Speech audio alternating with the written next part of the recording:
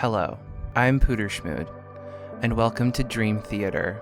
Today, we will be exploring 3 vignettes, 3 short stories in which we will explore the psyche of one young me, Pooterschmood, and the dreams I had growing up.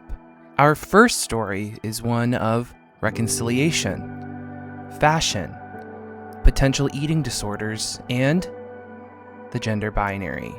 Will Pooterschmood be able to reconcile a high school vendetta? Let's find out in a 2009 Target Odyssey. December 22nd, 2023.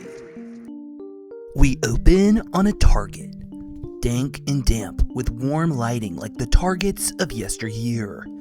In my heart, I know this must be the year 2009. Target headquarters had seen my high fashion prowess and have partnered with me for their new line of spring dresses. When the they-them in-store Starbucks baristas finished groping the mannequin, I saw that it hadn't even styled the dress right. Is it so hard to drape fabric around a fat plastic white woman? I'm flustered, perturbed even. Working so hard on the showroom floor that 3 separate people asked me if I was the gay albino terrier from the commercials. I mean, I was, but can't you see that I'm busy? In the midst of my panic, I am interrupted by the laughter of 2 women behind me. That smell. I haven't smelled that kind of ketosis on someone's breath since senior year. These aren't just any teenage girls. It's and from high school. But for the sake of not getting sued, I'll call them Hamster and the Sickness. I froze. I was panicked. Not a thought could cross my mind at all. Well, that was pretty usual, but now it was accompanied by a sinking feeling in my tum-tum.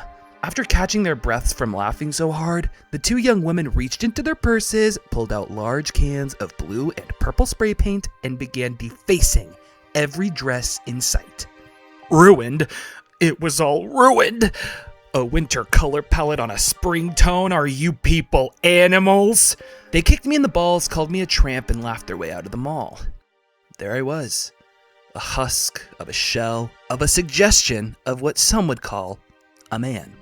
The non-binary gave me an iced refresher for my cash and prizes and asked if I wanted a tomato and mozzarella panini. You want to know what I really want? Revenge. And that tomato and mozzarella panini in one of those little to-go bags, thanks. I ran through the sliding glass doors, did a super badass, impressive parkour move over one of those red cement balls, and found their car in the parking lot. They were nowhere in sight. I broke open a window, unlocked the door from the inside, and absolutely ransacked through their belongings. Jesus Christ, do they live in this car or something? There's literally so much bullshit back here. So yeah, I basically just started stealing a bunch of shit and ransacking junk just to fuck with their heads. Even scratched off some letters on the Honda Civic logo, so now it just says on dick. I fucking love myself today.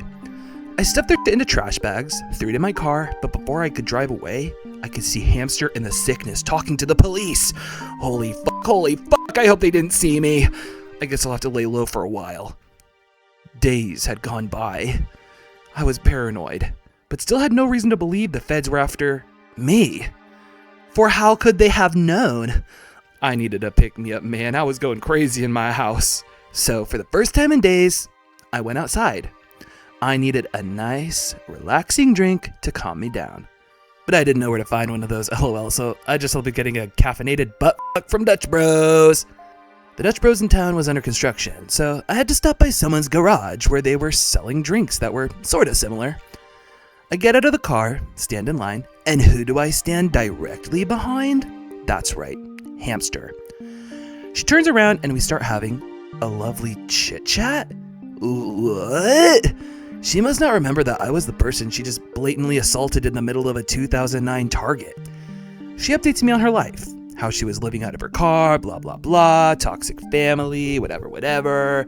But then she tells me how she pranked some Target employee by defacing his dresses and she had them cleaned because she just felt so bad. Then I realized it was probably time for me to do the noble thing, just like she did.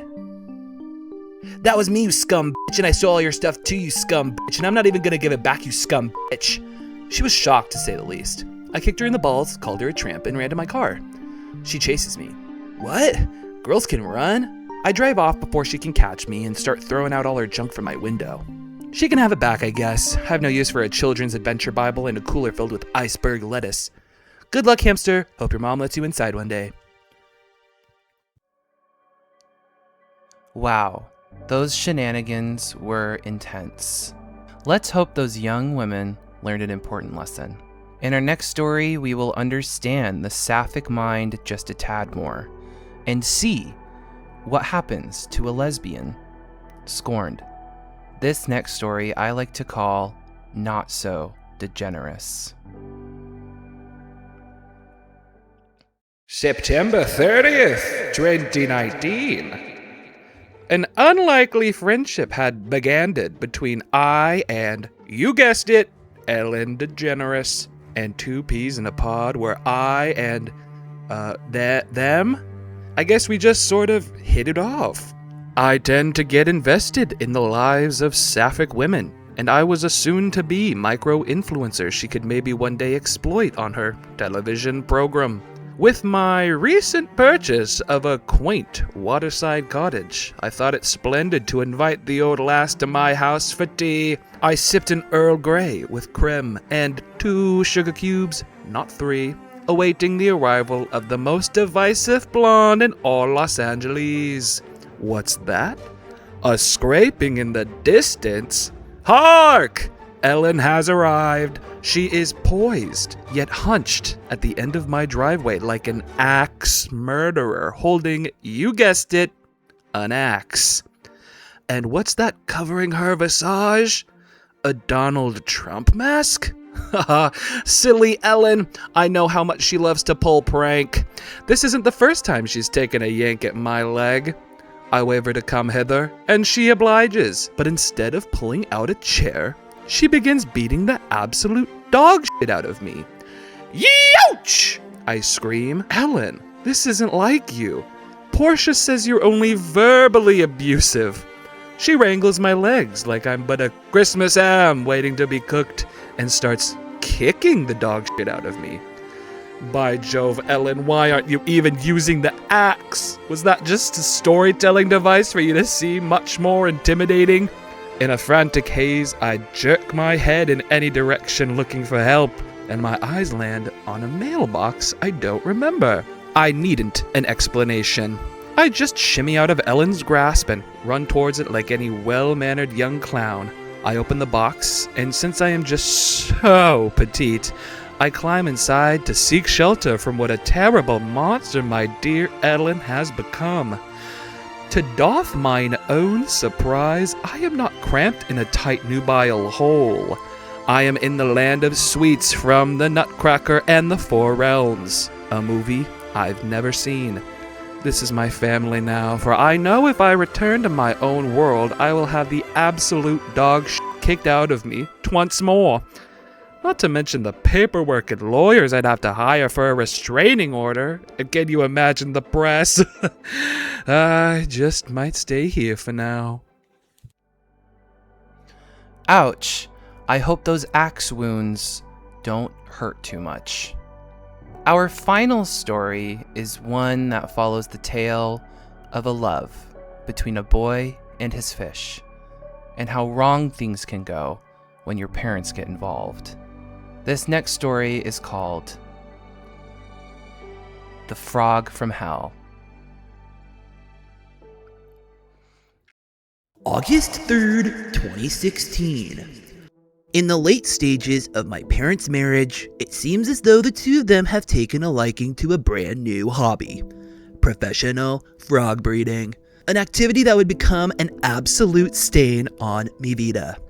Look, before the woke mob comes after me about frogs being a dying breed or whatever, I have nothing against the libido of a couple of horny toads. But my parents don't have the friggin' room to be storing a bunch of froggies in the house. With my mom's collection of antique pianos and my dad's hoard of books he's never read, they had to find alternate routes. Yeah, you heard me right. They're storing those little suckers in my friggin' bedroom. If I wanted the loud, uncalming noises of poisonous salmonella transmitters preventing me from sleeping, I'd drive up to Washington and spend the night at Grandma's house. But my fish, Sir Scallywags II, he's the only thing keeping me emotionally stable. It's just nice to have someone to share such an annoying experience with. He just gets it. But you know what neither of us saw coming? My parents being friggin' experts at frogology. They did some science stuff or whatever and got an exact replica of DNA for the frog. I don't know. Sounded gay or whatever. But now all the frogs are gone. Thank God. The only one left is in this big, weird egg. It's straight up the size of that ostrich egg that I'm not allowed to touch anymore in the back of Mrs. Hitchfield's classroom. It's just sitting there, taunting me. It's under a big heat lamp where my Thomas the Tank Engine set used to be, but I don't even play with that anymore, so it's fine. It's whatever. It's I'm too grown up for that stuff anyways, so I wasn't even really playing with it anymore because I'm in middle school now. So I just sort of grew up, you know? I want to touch the egg. So there I go. It's like my body's on autopilot, throwing the egg up and catching it like it were my own baby son. Up, down, up, down, up. It hits the ceiling. The shell cracks, and instead of an egg careening into my arms, a monster, a frog, about the size of a bowl of cereal, black as night with an orange stripe down its center like a knockoff designer purse, covered in thick, woolly hair, is now barreling directly into my face. It's biting me. It's biting me. It has teeth. How the hell does it have teeth? I chucked that sucker off me like I'm playing the football or something. But where does he end up? Yeah, he's headed straight for the fishbowl. My heart sinks. Surely frogs can't breathe underwater, right? Fuck. I scream like I just watched my daughter's fucking head get chopped off. The frog scurries off, but I vow to find that little fucker and enact my revenge. Good luck, little froggy. I'm coming. These 3 stories are ones that I hope have opened your eyes. Open your eyes to the way that the psyche works. It is a way for our subconscious to get in contact with us and tell us the things that we don't know that we need to know. What should I say? What is interesting? These 3 stories have illuminated something in me, and I hope they've illuminated something in you as well. I hope we all come to understand that dreams are subconscious narratives.